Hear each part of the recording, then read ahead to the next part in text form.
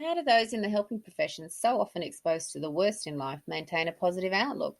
This may be explained by the phenomenon known as vicarious post-traumatic growth. The word trauma conjures up images of pain and suffering, but traumatic experience does not always lead to a negative outcome.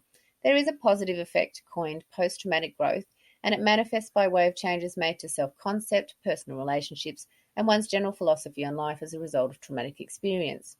Vicarious post-traumatic growth is different to post-traumatic growth because the positive effect manifests as a result of indirect exposure to traumatic experience, often by way of a professional or personal association with individuals who have experienced direct trauma, perhaps in the role of an interpreter for refugees or a counsellor for rape victims. Research suggests that vicarious post-traumatic growth occurs as a result of changes to schema, the cognitive structures through which we construct and interpret our reality. When exposed to trauma, established schema can be challenged and subsequently modified to allow for new information. Vicarious exposure to traumatic experience, as well as observations of change and growth in victims over time, can trigger a process of reflection. This instigates an existential search for meaning in the individual and results in growth. It might display as a heightened awareness of the value of interpersonal relationships, becoming more patient, open-minded and tolerant, or being less likely to become upset over small things.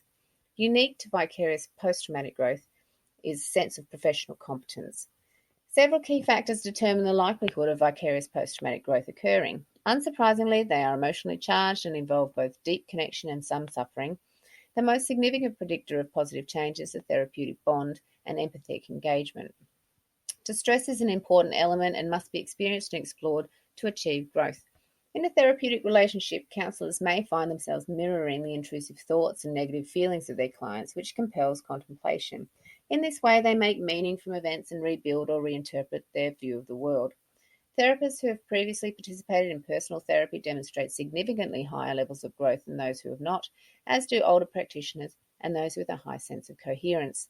To date, no specific models or theories have been developed to explain the phenomena. However, it is widely accepted that vicarious post-traumatic growth has a strong basis in positive psychology, focused on enhancing what works for people rather than trying to fix what doesn't, and more recently, constructivist self-development theory, post-traumatic growth model, and organismic valuing theory all focus on schematic restructuring to explain growth.